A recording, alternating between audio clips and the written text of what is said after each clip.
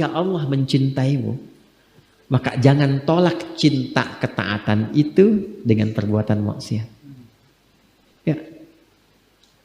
Ketika Allah mencintai kita, maka jangan tolak cinta itu dengan memilih berbuat maksiat.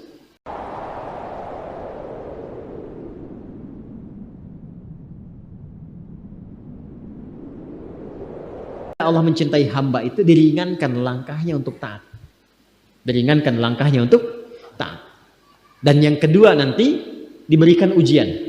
Jadi ada tandanya pada ketaatan, ada tandanya pada ujian. Saya katakan begini, jadi ketika Allah mencintaimu, maka jangan tolak cinta ketaatan itu dengan perbuatan maksiat. Ya. Ketika Allah mencintai kita, maka jangan tolak cinta itu dengan memilih berbuat maksiat. Maka alhamdulillah, tiba-tiba DKM mengumumkan handphonenya telah ditemukan kembali, disimpan persis di lokasi yang pernah diambilnya itu. Alhamdulillah, alhamdulillah. Jadi ketika Allah sudah meringankan datang ke masjid, ingat-ingat tuh dosa, ya sujud, tobatin tuh. Alhamdulillah pulang dari sini dibersihkan misalnya, bersih dosanya, nyaman lagi, tenang lagi. Nanti ada kelapangan di hati. Ciri dosa diampuni itu hati lebih lapang, enak gitu, tenang. Jelas ya? Nah itu gambaran yang saya sampaikan ya. Nah di ayat ini indahnya begini, la taqnatu min rahmatillah. Hambaku jangan putus asa dari rahmat Allah. Innallaha yaghfiru dzunuba jami'an. Sungguh pakai nun taukid lagi, pakai inna lagi. Harfu nasbin wa taukidin tansibul isma wa tarfa'u khabara mabniyun 'ala al-fathi la mahalla lahu min al-i'rabi.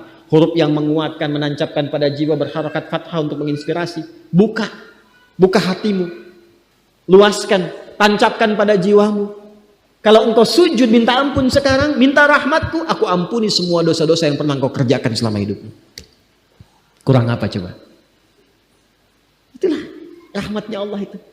Karena itu ketika ada hambanya yang beriman dan ada hambanya yang ingkar dengan yang munafik, Allah lebih memberikan perhatian kepada yang ingkar, yang munafik supaya sama-sama beriman. Kurang sayang apa lagi coba?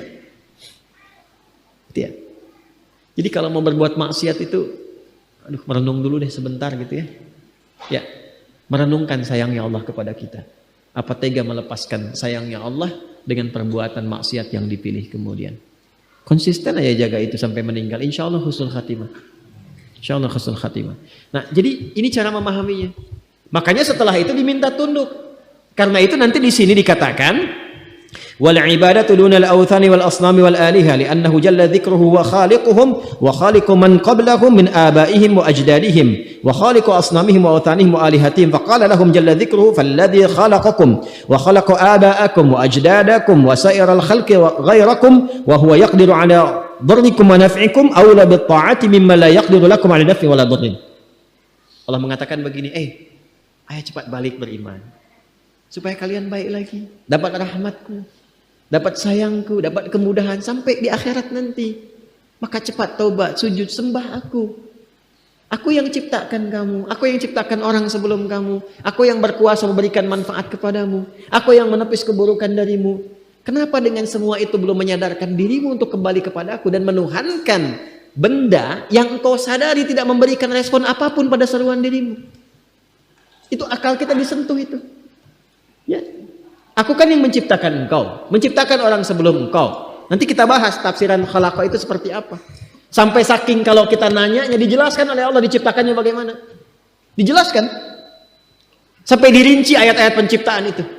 Sampai sebelum kita ada, bagaimana tercipta, di kandungan seperti apa, dilahirkan bagaimana, ibu yang mengandung rasanya bagaimana, setelah lahir seperti apa, diberikan ASI berapa lama, dirawat-rawat, disayang-sayang, ada persoalan apa diselesaikan, itu semua rinci.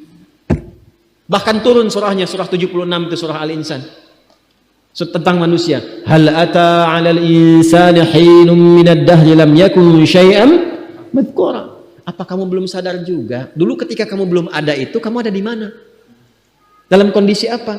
Satu-satunya kitab suci di muka bumi yang menjelaskan tentang penciptaan manusia dari sebelum ada sampai berpulang dengan sangat detail hanya Al-Quran.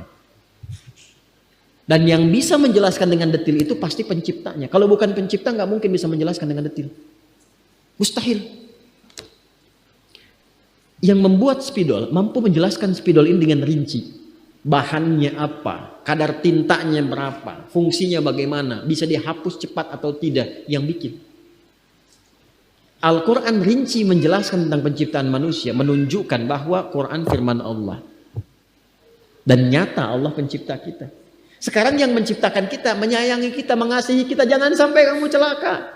Aku yang ciptakan engkau, aku yang menyayangi engkau, aku menerima taubatmu, aku memberikan kasih kepadamu. Cepat kembali. Kembali. Sekarang alhamdulillah kita mengatakan beriman. Tapi kategori yang mana? Apakah iman yang pertama? Ataukah mengaku di lisan beriman tapi masih ada perbuatan maksiat?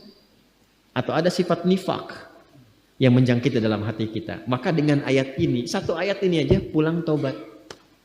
Pulang tobat. Saya nggak mau Anda ngaji hafal ayatnya, cuma tahu halaman, tahu ini. Itu bukan istimewa. Banyak yang bisa begitu. Orientalis banyak kok, hafal Quran, hafal hadis, ini itu banyak. Yang saya inginkan apa manfaat ayat ini terhadap perubahan pada diri kita. Karena ahli Quran itu kalau benar ngajinya merubah dirinya lebih baik.